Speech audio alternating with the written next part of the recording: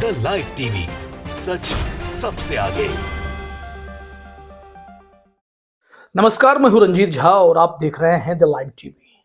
बिहार में जो खेल होना था एक बार फिर से हो ही चुका है। बिहार की उलटती पुलटती सियासत और नीतीश कुमार के इस्तीफे के बाद राहुल गांधी जैसे ही बिहार पहुंचे, उनकी झलकियां पाने के लिए जनसैलाब उमड़ पड़ा।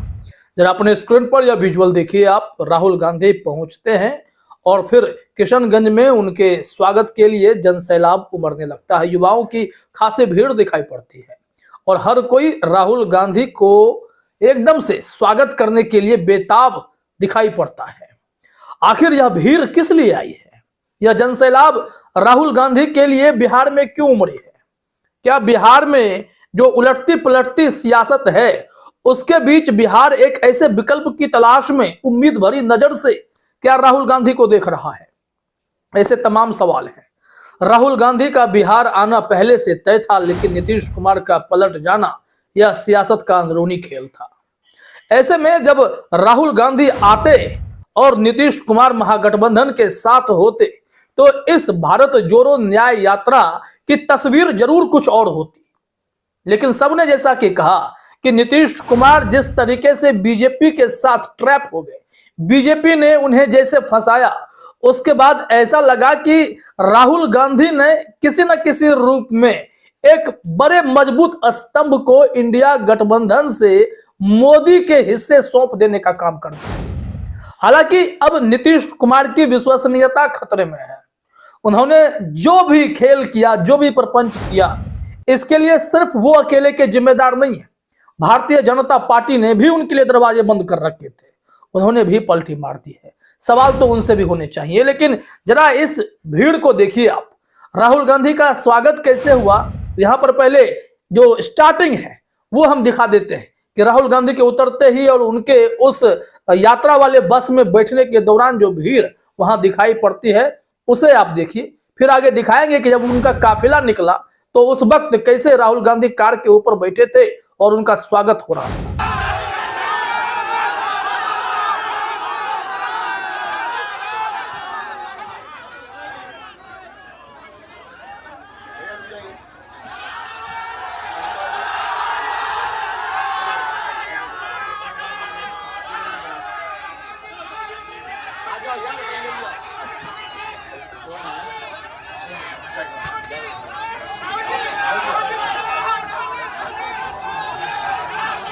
तो देखा आपने, राहुल गांधी के लिए यह तो महज जो शुरुआती भीड़ कही जाए, जो जनसैलाब है, वो उन्हें देखने के लिए उमड़ा, क्योंकि इन युवाओं के कंधे पर भी बिहार का भविष्य है। लेकिन ये युवा अपना नेता तलाश रहे हैं जो नीतीश कुमार की तरह पलटी ना मारे, जो बीजेपी या आरजेडी की तरह नीतीश कुमार के पलटने पर भी उनका स्वागत कर ले।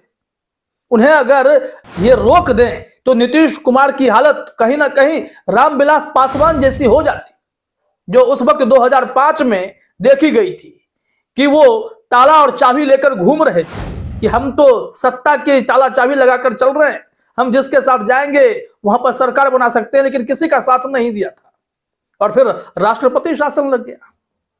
बिहार में नीतीश कुमार अपने 45 विधायकों के साथ कभी बीजेपी, कभी आरजेडी, कभी फिर वहां से निकलकर इधर वाले उन्हें कोसें, उधर वाले उधर कोसें। यह सिलसिला लगातार चल पड़ा है। नीतीश कुमार को फर्क नहीं पड़ता, उन्हें पता है कि हमें कुर्सी पर बैठना है, फिर चाहे जिसका साथ हमें मिल जाए, हमें किसी से गुरेज नहीं है। लेकिन यह चीजें अब बिहार की जनता को चुभने लगी हैं। ऐसे में जब भारत जोड़ो न्याय यात्रा लेकर राहुल गांधी वहां पहुंचे हैं तो उन्होंने एक रोड शो किया और इस रोड शो के बाद उन्होंने संबोधन भी किया। पहले रोड शो में देखिए कि कैसे राहुल गांधी का अभूतपूर्व स्वागत बिहार में देखने को मिला है।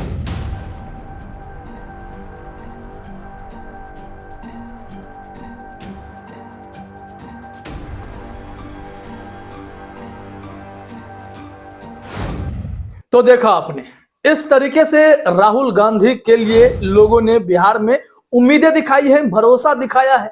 कांग्रेस के पास इस वक्त बिहार में 19 सीटें हैं, लेकिन कांग्रेस अगर सही से ग्राउंड पर मेहनत करे तो इस वक्त बड़े विकल्प के तौर पर भी उभरा जा सकता है, क्योंकि इन तीन दलों ने लगातार बिहार में जनता की आकांक्षाओं पर एकदम से पलटी मारने का काम किया है।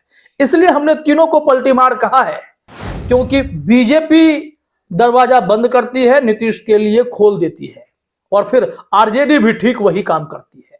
नीतीश कुमार जब उनके साथ जाते हैं तो उन्हें रखने में कोई गुरेज नहीं, और जब छोड़ कर आते हैं तो वो भी खूब बोल देते हैं। यहां पर तीनों जिम्मेदार हैं। फिर महागठबंधन के वो दल जो आरजेडी के सहारे खुद को स्थापित करने की कोशिश करते हैं, क्या कांग्रेस जैसी पार्टी जिनका कद बहुत बड़ा है, जो राष्ट्रीय स्तर की पार्टी है, बिहार में उतनी मेहनत नहीं कर सकती कि बिहार की जनता उन पर भरोसा करे। राहुल गांधी की यात्रा जो है, जिस उम्मीद से लोग उन्हें देख रहे हैं, उस यात्रा में सफलता के चार चांद लगाएं। यह तभी संभव है जब राहुल गांधी अपने कांग्रेसी कार्यकर्ता से कहें, उठो जागो, ग्राउंड पर मेहनत करो, लेकिन मेहनत करो तो बीजेपी की तरह करो, आरजेडी की तरह करो, जनाधार तो बनाओ, 19 से 49-50 पर तो आओ, फिर देखो कि किंग मेकर क्या होता है। फिर कांग्रेस अगर अपनी सरकार बिहार में बनाएगी तो स्थिर सरकार दे सकती है। यह पलटने वाली सरकार बहुत खतरनाक है, क्योंकि बिहार की जनता जिस काम के लिए सरकार को चुनती है वो काम तो होने से रहा, यहां पर बस सत्ता बनाने बिगाड़ने का खेल चलता हुआ ही दिखाई पड़ता है। आइए जरा सुनते हैं राहुल गांधी ने यहां पर क्या कुछ कहा है। अब बिहार में हमारा क्या लक्ष्य है? इस यात्रा में हमने न्याय शब्द जोड़ दिया है।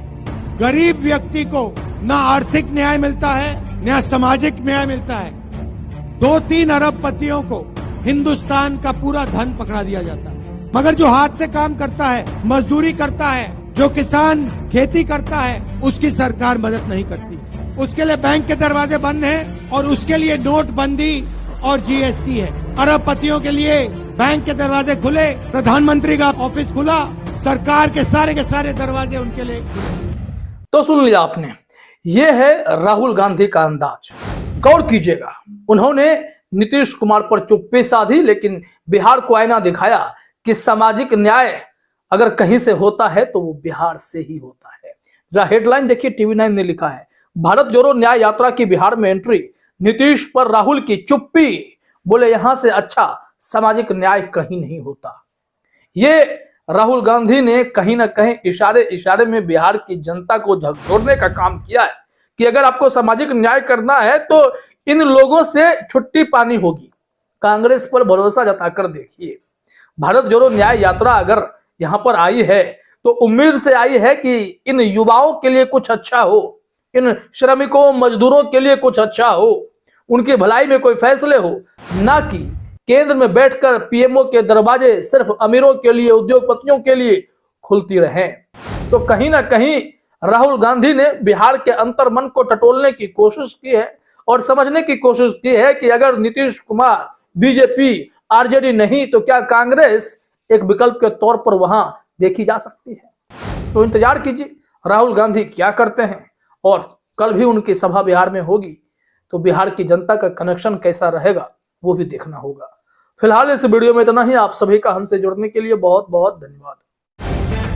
द लाइव टीवी, सच सबसे आगे।